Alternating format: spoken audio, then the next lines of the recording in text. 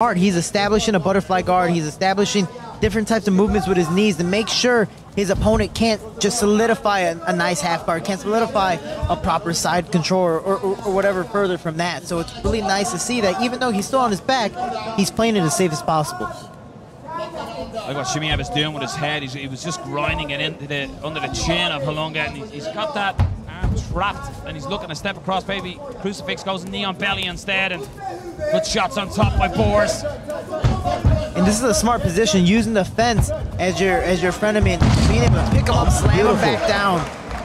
Again, that illustrates just how dangerous and how necessary those double underhooks are in mixed martial arts. And you see how immediately he's in, half guard, immediately transitions over to side control, just stepping over that leg and trying to get possibly a top crucifix. He's already blocked that arm and trapped that arm.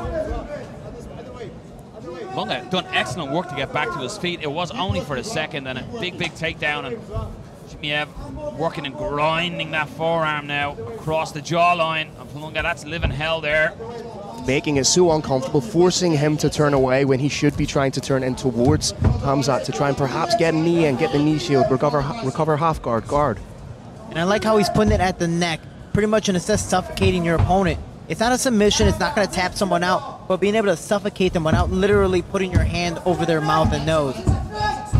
It changes the whole game and makes your opponent forcefully move to different positions. An arm choke potentially here. He lets it go because he's got himself in the full mount. Khamzat Chimaev showcasing all his skills so far this evening. Everyone thought this might be a stand-up war, and he's shown that he's a true martial artist, a well-rounded mixed martial artist, putting on a performance here on the mat, constantly working as well. That's a good point, Noel. You see when he's in these positions, he's not just laying and praying, he's doing that. He's creating these little pockets from which he can land the elbow. He's framing off beautifully, using his hand just to frame off and crash in with that elbow. And he's doing more than enough to keep this fight on the ground.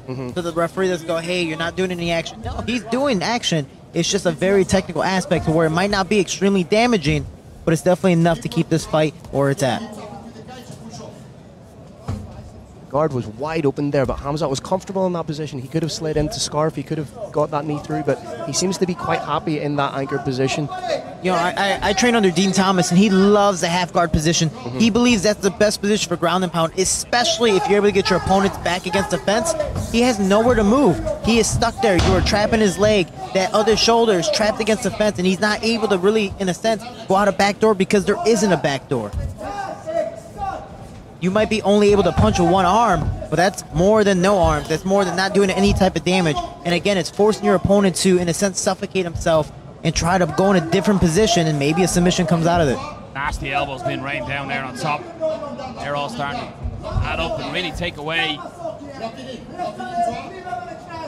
from Halunga. And Halunga, he's not really showing a frustrated face at the moment, but it's got to be frustrating being caught under this for the majority of the opening round. Oh, it's definitely frustrating and immensely draining. Again, it possibly is going to force you to do different things, especially if he gets taken down immediately in the second round. What is he going to do next? Is he going to stay in this position the entire second round, or is he going to stand up? Great game plan as well when you look up by Khamzat Chimaev. He's making him being defensive, grappling, tire him out. I'm sure, he's seen the viral footage, he's seen the KO power that is in the hands and both hands of Halunga, and he's taking that away by making him work constantly on the canvas.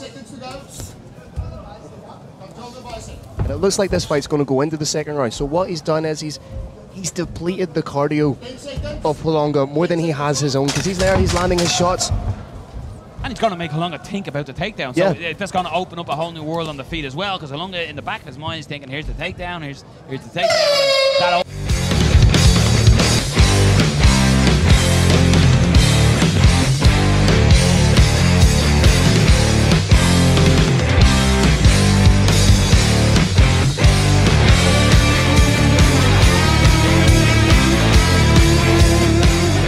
Saying though, Khamzat has now put that tech in Mazwandili's head.